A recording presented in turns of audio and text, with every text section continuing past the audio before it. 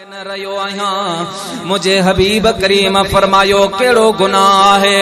अर्ज कर लगो या रसूल अल्लाह या हबीब अल्लाह मुझे पारे में हिकड़े माई साहबा रहंदी है नेक पारिसा आबिदा जाहिदा सोम सलात जे पाबंद माई खौफ खुदा रखण वारी माई हुए पर मां हमेशा उन औरत जे मथा बुरी नजर रखी हुई उन औरत के गुनाह जे दावत दिनी हुई ओ माई मुके कुरान जो आयतों पढ़ी करे बुधाई दियो नौजवान नौजवान अल्लाह का डिज ओ छो चंद मिनटन जे लज्जत जे ला पंजी आखरत तबाह तो करिए अल्लाह ताला जे अजाब जो पान के हकदार तो बनाए लेकिन मुझा हबीब उन जी तकरीर तबलीग मुते असर न कयो आ अल्लाह जी कुदरत रब जो शान व माई साबा वफात करे वैया रात जे वक्त में मुके शैतान भुलायो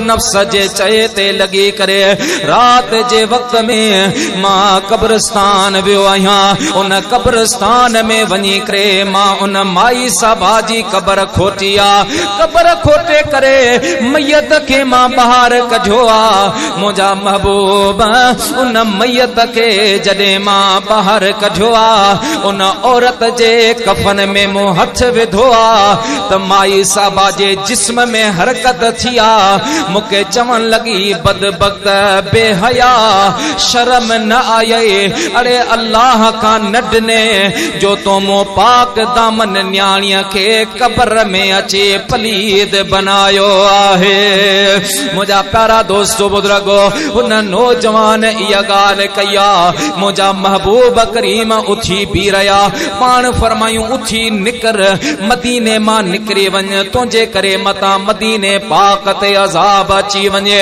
मता मदीने पाक जे जमीन जे टुकरे के अल्लाह पाक ऊंधो करे छडे हेडो तुझो गुनाह आ मुझा प्यारा हिकड़ो आसरो हिकड़ी उम्मीद हुई मुझे महबूब जे दरबार जी जडे उता जवाब मिलियो आ मुझा प्यारा रेगिस्तान में निकरी पियो आ जबलन में निकरी पियो आ रुअंदो आ रणंदो आ मौला पाए पांध गिचीअ में अंगण जे भी अचन अवगुण ऐब कचाइयो ढकण थी ढकजन तोड़े लख हुजन तब माफियूं डिजन में धरा मुझा मालिक मिठा तुझी रहमत वसिया मुझा गुनाह थोड़ा आहिल मुझा मौला मुके माफ फरमा पर मुझा रब करीम मुके माफ फरमा ऐ मुझे माफिया जे बिशारत मुके रसूलुल्लाह जे ज़बानी बुधरा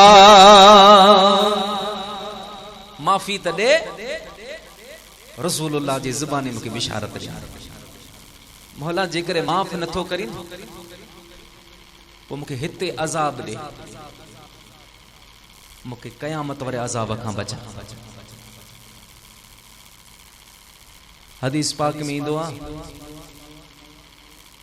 त अल्लाह जे खौफ में अल्लाह जे डप में जे करे माकोड़ी जे मथे बराबर माकोड़ी जो मथो केड़ो हुंदो या राई जे दाने बराबर नबी पाक जे उम्मती जे अख मां लुड़क करंदो आयो रब जे गजब के थदो करे छडींदो आ जने रुनो अल्लाह पाक जिब्रील अमीन के मोकलियो जिब्रील वंज मुझे महबूब के जो महबूब मुझे उन बाने के घुराए करे तमा बिशारत तो मां रब उन जी माफी जो ऐलान फरमा छडियो मां मालिक उन के मां फरमा छडियो यफ़अल अल्लाहु मा यशा मां रब मलिक मर्जी जो मालिक आहियां मुखा केर पुछण वारो ना है ओ रुनो मुझी दरबार में गड़गड़ाए ये मो रब्बुल आलमीन जो दस्तूर आहे मुझी आदत आहे जेको मो रब जी दरबार में साइल बनजी इंदो आ वो खाली हथन कोन मोटंदो आ त पिरी प्यारा पंज पान के साइल बना रब जी दरबार में झुकी करे सजदा करे गुनाहन जी माफी घुरी करे अल्लाह के अर्ज कर मालिक मिठा जेको थी वियो सो थी वियो आइंदला वायदो तो करा नमाज न छडबी नमाज सब खां पेरी नमाज असा जे मथा फर्ज थी आ फजर जी नमाज केड़ी घणियूं रकातूं बरकातु फर्ज ब सुन्नत आहिनि।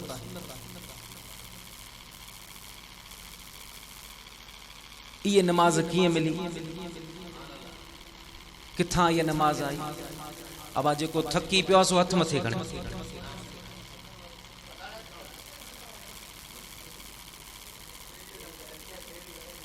अल्लाह तबारक व ताला जो प्यारो नबी हजरत सैयदुना आदम अला नबीना व अलैहि सलातु सलाम साईं रहंदा है जन्नत में। तो रब्बुल आलमीन हजरत आदम अलैहि सलातु सलाम के फरमाए, प्यारा आदम अलैहि सलाम ही जो को हिकड़ो वण आहे शजर ममनुआ, इन जे वेझो तो न वञ।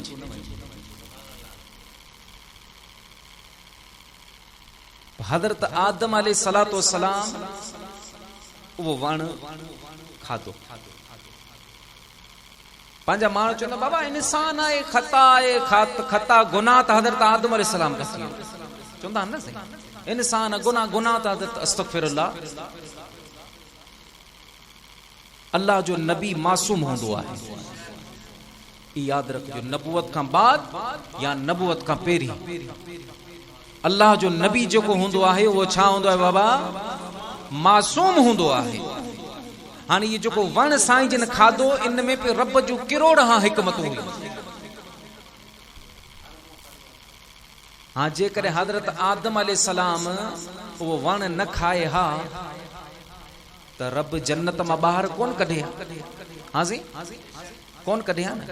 जे हजरत आदम अलैहिस्सलाम जन्नत मां बाहर न अचे हा तो पो तव्हां या असां किथां अचूं? पो चाचो अयूब किथां अचे हा जेको वरी जलसो कराया ऐं कराची काची तव्हांखे वाइज़ कीअं ॿुधायां?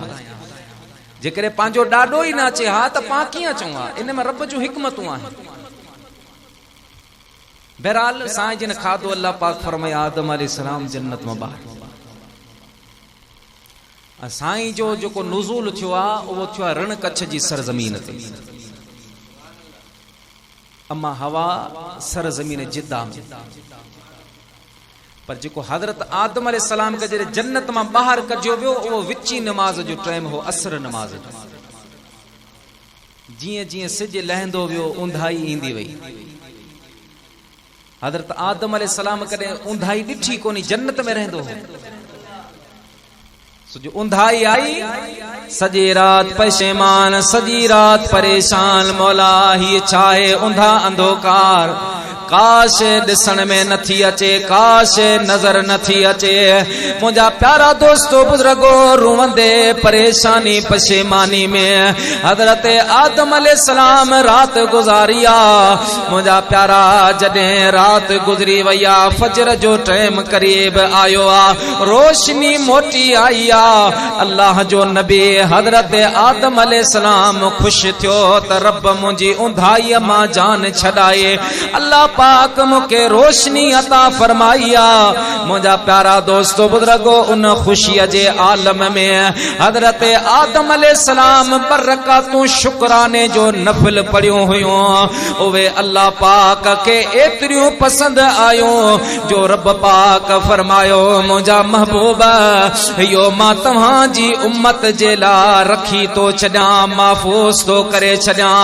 जॾहिं अव्हां जा उम्मती ईंदा फजर जे वक्त में फर्ज फरमाइंदो सान, जॾहिं अदा कंदा त मुंहिंजा हबीब फर्ज जो भी सवाब माणींदा, त हजरत आदम अलैहिस्सलाम जी नमाज जो भी सवाब माणींदा।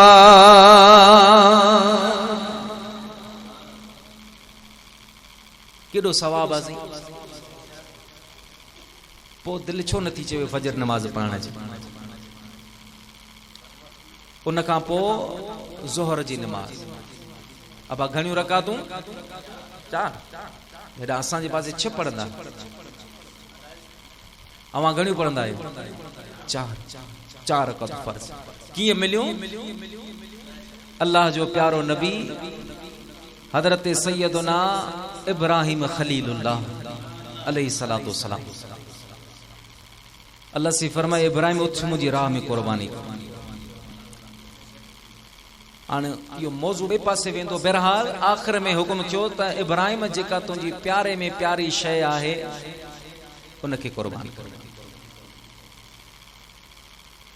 साईं समझी विया ते इशारो हज़रत सैयदना इस्माइल अलैहिस्सलाम ना आहे। पाण पंहिंजे बच्चे खे वठी करे वादी मक्का में आया, सॼो ख्वाब बयान करे ॿुधायूं। हज़रत इस्माइल अलैहिस्सलाम फरमाया बाबा तव्हां परेशान न थियो, तव्हांखे जीअं रब हुकुम कयो आहे उन जी तामील करियो, इंशाअल्लाह तव्हां मूंखे साबरीन मां पाईंदा। पोइ पाण वसियत कई हज़रत इस्माइल, बाबा मुंहिंजी 3 वसियतुनि ते अमल कजे, बाक़ी ॿियो तोखे जीअं खपे थी कजे। बाबा पुट कहिड़ो? हिकिड़ो त जॾहिं तव्हां मूंखे ज़बह करण जे लाइ लेटायो मुंहिंजा हथ ॿधजो, पेर ॿधजो।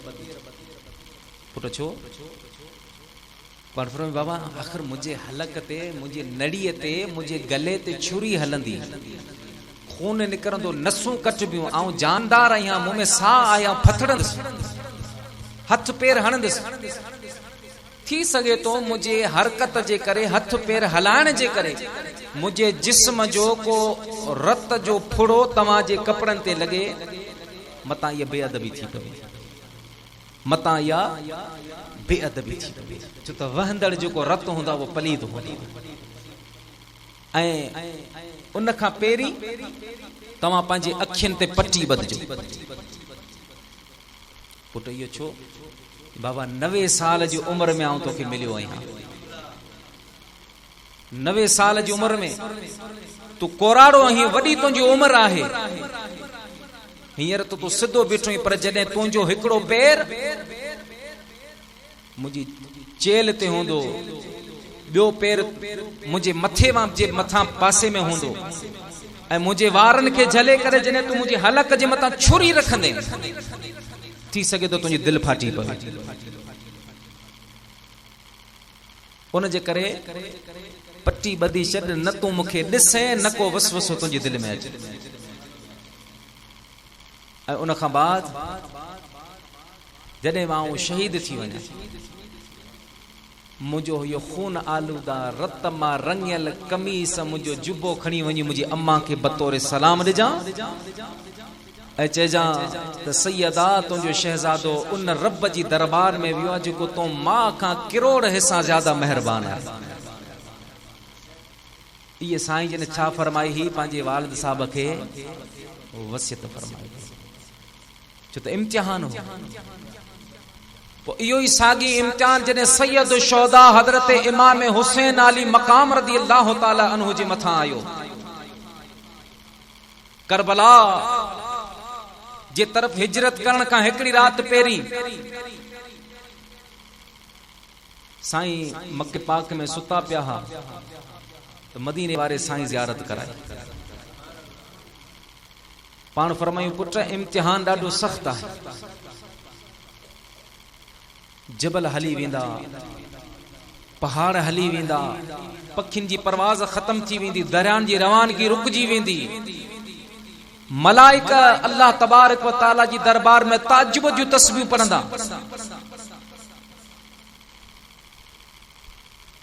ओ शाम मुल्क ताईं जितां भी पत्थर खजबो उन जे हेठां खून निकरंदो। हुसैन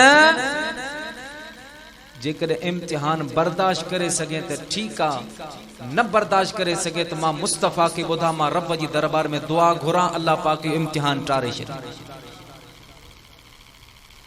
अर्ज की मुंहिंजा नाना, मूं हुसैन जे अंदर तो मोहम्मद जो खून आहे, खातून जन्नत जो खून आ। महबूबा मूं तुंहिंजी ज़बान सां ॿुधो हो त हज़रत इब्राहिम अलैहिस्सलाम इस्माइल अलैहिस्सलाम के ज़बह पे कयो, अखियुनि ते पट्टी ॿधी ही, मता पे वारी मोहब्बत ग़ालिब अची वञे, मुंहिंजा लजपाल मोहम्मद तोसां वाइदो आहे हुसैन अख ते पट्टी न ॿधंदो, हुसैन अख ते पट्टी न ॿधंदो। हुसैन हिननि हथनि में अली अकबर खणंदो, अली असगर खणंदो, अब्बास अलमदार खणंदो, कुछ न हूंदो, बस जेकर हूंदो तो दुआन जी ज़रूरत आना ना कर बल्कि वसाइन कम मुहिंजो दुआन जी ज़रूरत आना ना कर बल्कि वसाइन कम मुहिंजो सिर निज़े ते धड़ करबल में कुरान बुधाइन कम मुहिंजो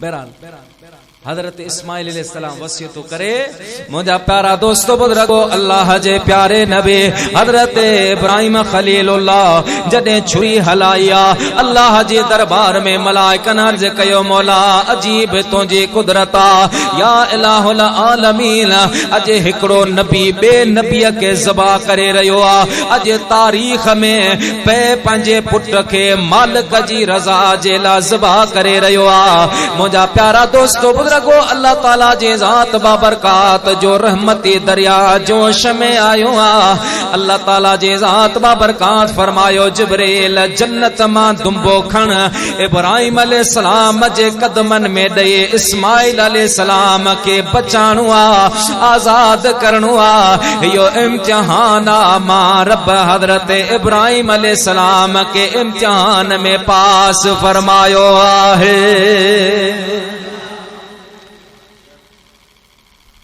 मदीने जे साईं सल्लल्लाहु अलैहि वसल्लम एक मरतब जिब्रील का पूछो तो जिब्रील नबियन ती पैगाम पहुंचाण तुझी ड्यूटी है कदे को एमरजेंसी तो कोई हुक्म मिलियो जिनजी तो फौरन तामील कई हो जाए वो काबिल जिक्र हो जाए अर्ज के राणा मुखे तो हमेशा एमरजेंसी हुक्म थींदा पर ब हुक्म अहिड़ा जेके काबिल जिक्र है साईं फरमायो केड़ा जी राणा जडे हजरत यूसुफ अला नबीना व अलैहि सलातो सलाम के भाइरन उन खूह में उछलायो उन हजरत यूसुफ अलैहि सलातो सलाम के बधी रसन में बस हथ कढिया रब मुके फरमाए तो जिब्रील पहुंच यूसुफ अलैहि सलातो सलाम के खूह जे तर में किरण न दे जा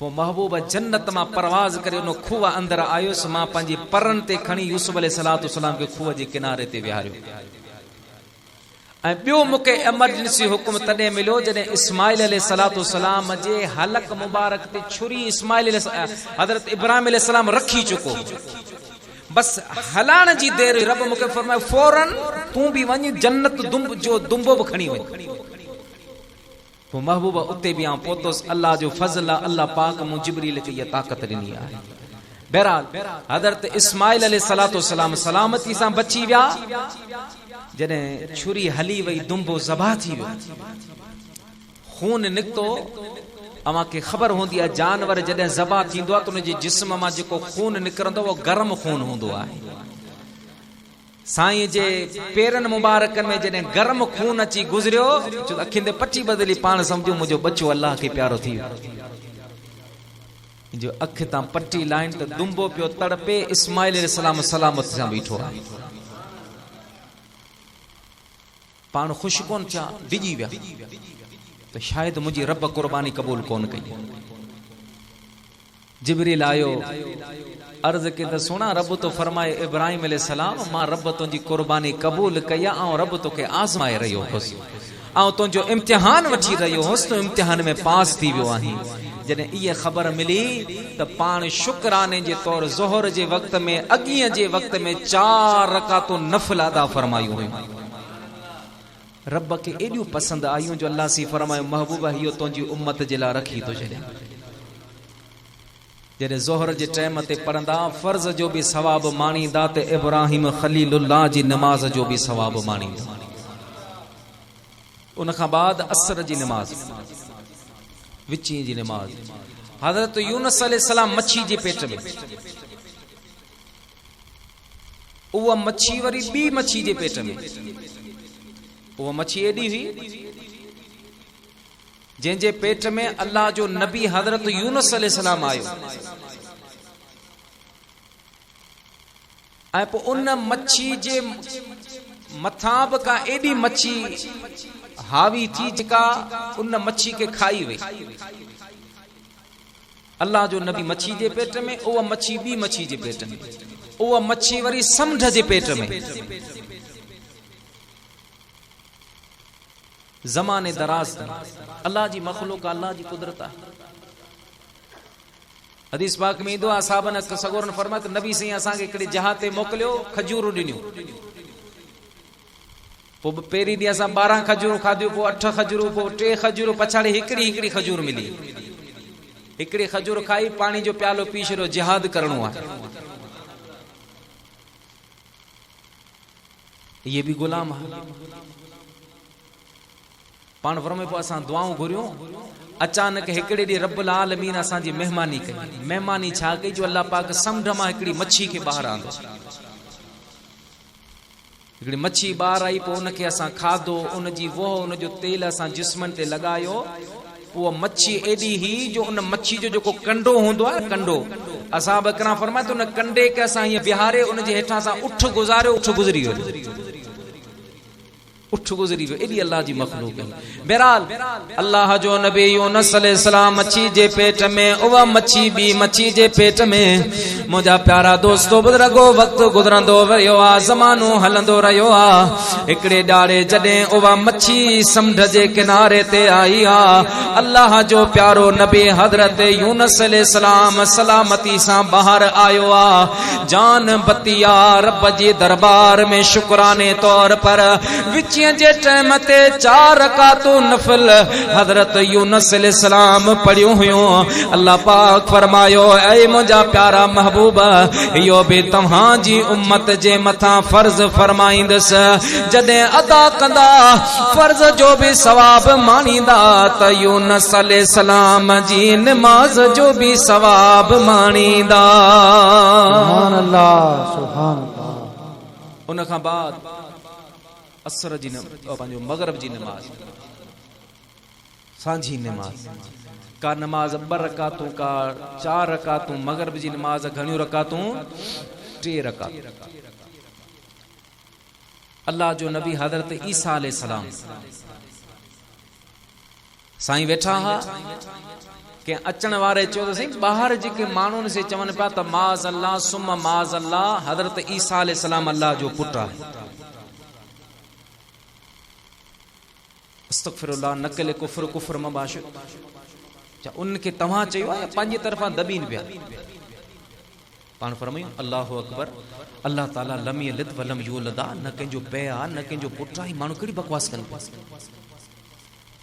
सो साईं जलाल में अची उथिया, फौरन दिल में ख्याल आयो ईसा अलैहिस्सलाम माण्हू त चवनि पिया, पर पहिरीं तूं नमाज पढ़ी मालिक खे सजदो करे ॾेखार त मौला मूं कोन चयो आहे, आउं त तुंहिंजो आबिद आहियां, तूं मुंहिंजो माबूद आहीं, तूं मुंहिंजो ख़ालिक आहीं, मां तुंहिंजी मखलूक आहियां। तूं साहिब ज़ादो सुपरी, मान सोरो नौकर, बेहद करिया बंदगी, हथ बधी हाज़िर, दोस्त तुंहिंजो दर छॾी दिस न ॾींहुं क़यामत।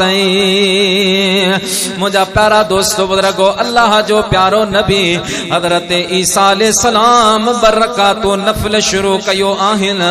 हेॾां साईं जी अम्मा हज़रत मरियम खे ख़बर पई आहे त अल्लाह जो नबी ईसा अलैहिस्सलाम जे बारे में मानने हीअ ॻाल्हि कई आहे, पाण जलाल में आहिनि।